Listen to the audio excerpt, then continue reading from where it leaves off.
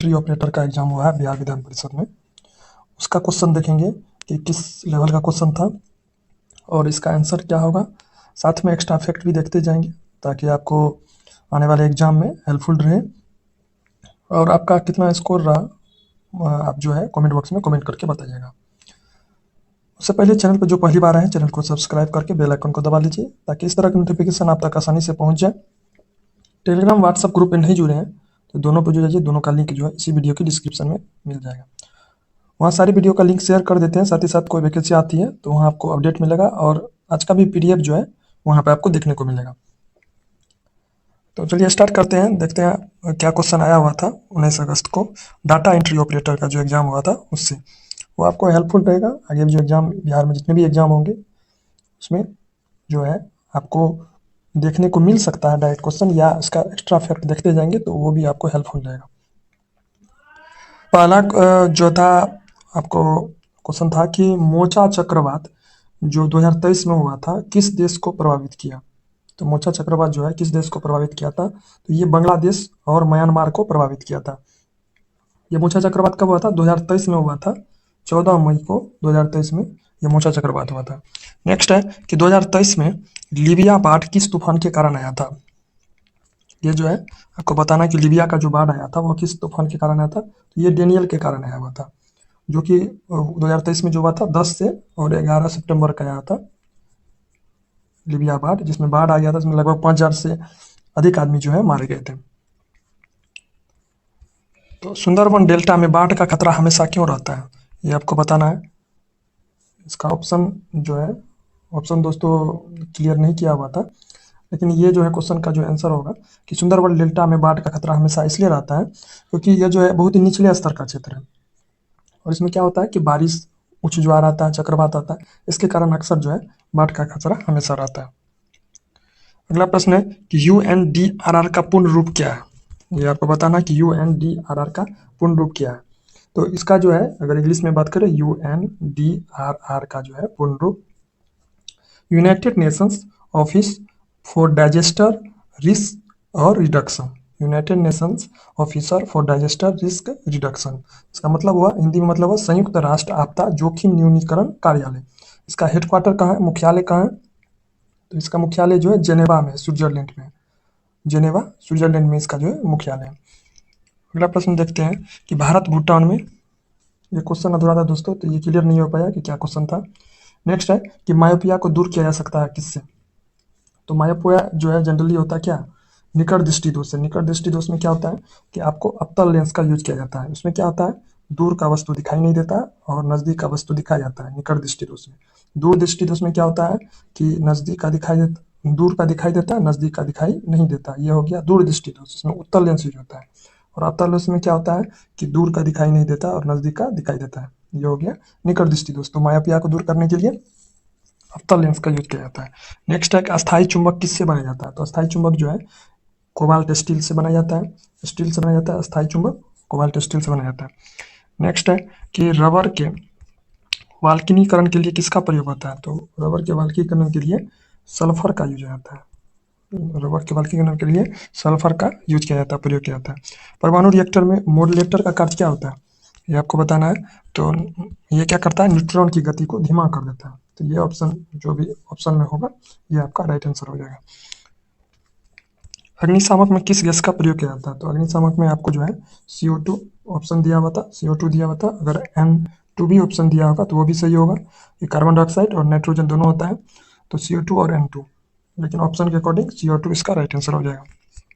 कमरे के ताप पर जो द्रव अवस्था में अधातु रहता है उसको क्या कहते हैं। कमरे के ताप पर जो द्रव अवस्था में रहता है उसको ब्रोमीन कहते हैं। ये ब्रोमीन आपका जो है अगर दिया होगा ऑप्शन में ये राइट आंसर हो जाएगा। उसके बाद बात करें कि पेरिस ओलंपिक 2024 का शुभंकर क्या था। तो पेरिस ओलंपिक 2024 का शुभंकर जो था वो फ्रीजेस था। फ्रीजेस जो था ये पेरिस ओलंपिक 2024 का शुभंकर था। और ये फ्रीजेस क्या था, ये टोपी होता है, टोपी कैप। नेक्स्ट है कि ब्रिक्स का सदस्यता किन किन देशों ने 2024 में लिया। तो कौन सा देश लिया था, इथोपिया, इंडोनेशिया, मिस्र, ईरान और ये जो है आपको सऊदी अरब। इथोपिया, इंडोनेशिया, मिस्र, ईरान, सऊदी अरब, ये जो है आपको लिया था। और एक संयुक्त अरब भी लिया था। एक्सपो 2030 का मेजबान कौन देश करेगा? तो एक्सपो 2030 का जो मेजबान करेगा सऊदी अरब और रियाद करेगा। नेक्स्ट प्रश्न है, यूक्रेन और रूस के बीच युद्ध किस वर्ष शुरू हुआ था? ये आपको बताना। यूक्रेन और रूस का जो युद्ध हो रहा था वो किस वर्ष से स्टार्ट हुआ था? तो 24 फरवरी 2022 से इसका स्टार्ट हुआ था। अगला प्रश्न है कि क्रीमिया को रूस में कब शामिल किया गया? तो ये 2014 में इसको शामिल किया गया था। क्रीमिया को रूस में शामिल किया गया था। इसका राइट आंसर हो जाएगा 2014। नेक्स्ट है कि सुलेमान जो था, जो ईरान का था, उसकी हत्या किस देश ने करवाया? तो ये आपको जो है यूएसए ने करवाया था। सुलेमान जो है इसकी हत्या यूएसए के द्वारा करवाया गया था। अगला है कि JCPOA का संबंध किससे है? तो ईरान के परमाणु कार्यक्रम से संबंधित है इसका। नेक्स्ट प्रश्न है, क्वेश्चन का लेवल दोस्तों देख रहे होंगे किस लेवल का रहता है। तेल परगमन ईशान, ये जो है ईरान, तेल ये जो परगमन ईरान होना चाहिए, ईरान अमेरिका जल संधि किसके द्वारा आयात और निर्यात किया जाता है? तो ये जो है होर्मुज जल संधि के द्वारा किया जाता है। नेक्स्ट है कि अमेरिका ने कब ईरान परमाणु सम्मेलन में से वापसी की? तो ये 2018 ईस्वी में ये वापसी की अमेरिका ने ईरान परमाणु सम्मेलन से। अगला प्रश्न है कि ऑपरेशन प्रेइंग मेंटिस जो 1988 में संपन्न हुआ था किन दो देशों के बीच हुआ था? तो ये जो है अमेरिका और ईरान के बीच में हुआ था। अगला प्रश्न है कि 2022 में जो पाकिस्तान में बाढ़ आया था वो बाढ़ से प्रभावित कितने लोग थे? कितने लोग अप्रोक्स हुए थे? तो लगभग 3 करोड़ आदमी। ये आपको 3 करोड़ आदमी हो जाएगा। नेक्स्ट है कि मानव नेत्र द्वारा स्पष्ट दृष्टि की न्यूनतम दूरी कितना होता है? ये आपको बताना है। तो यह होता है मानव नेत्र का स्पष्ट दूरी 25 सेंटीमीटर होता है, 25 सेंटीमीटर। अगला प्रश्न है कि आकाश का नीलापन किसके कारण दिखता है? तो ये रेले प्रकीर्णन कारण, मतलब प्रकाश का प्रकीर्णन जो है उसको रेले प्रकीर्णन कहते हैं, इसके द्वारा दिखता है। अगला कि 100 वर्षीय GWP किससे होता है? CO2, CH4, N2O और SF6। तो इसका सही उत्तर हो जाएगा आपको CO2 इसका राइट आंसर हो जाएगा। नेक्स्ट है कि कार्बन का आइसोटोप कौन सा है जो अर्धचालक होता है? हीरा, ग्रेफाइट, ग्रेफीन। कार्बन का कौन सा आइसोटोप है जो अर्धचालक होता है? ये ऑप्शन पूरा नहीं था दोस्तों, तो ये ऑप्शन के अकॉर्डिंग होगा कि कौन सा होगा। तो ये हो जाएगा आपको, शायद इसका तीनों ऑप्शन आता है तो सभी होना चाहिए। बुकर्स पुरस्कार 2024 किस उपन्यास के लिए दिया गया था? तो ये ऑर्बिटल के लिए दिया गया था। बुकर्स पुरस्कार जो 2024 हुआ था ऑर्बिटल उपन्यास के लिए दिया गया। यूनेस्को ने 2024 विश्व प्रेस स्वतंत्रता पुरस्कार किसे दिया? तो इसे जो है फिलिस्तीन को दिया। विश्व प्रेस स्वतंत्रता पुरस्कार जो है फिलिस्तीन को दिया, फिलिस्तीन को दिया था। अगला प्रश्न है कि 97 संविधान संशोधन का संबंध किससे है? तो यह सहकारी समिति से। 97 संविधान संशोधन का संबंध जो है सहकारी समिति से है। अगला प्रश्न है कि बेलन डी और 2024 पुरुष पुरस्कार किसे दिया गया? तो ये आपको रोटरी को दिया। रोटरी को जो है बेलन पुरस्कार जो है बेलन डी और 2024 पुरस्कार जो है रोटरी को मिला। उसके बाद नेक्स्ट प्रश्न है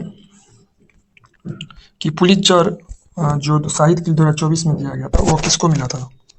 ये पुरस्कार जो होता है तो ये गगन गिल को मिला था, गगन गिल को मिला था। नेक्स्ट है कि COP 28 का आयोजन कहाँ किया गया? तो ये संयुक्त अरब अमीरात और दुबई में किया गया COP 28 का आयोजन। अगला प्रश्न है G20 का आयोजन 2024 में कहाँ हुआ? तो ये जो है ब्राजील में हुआ था। G20 का आयोजन जो है ब्राजील में हुआ था। तो दोस्तों यही सब क्वेश्चन था सारा, जहाँ तक मुझे क्वेश्चन प्राप्त हुआ। तो ये सारा क्वेश्चन जो है रियल क्वेश्चन है जो कि आपको एग्जाम में देखने को मिला था।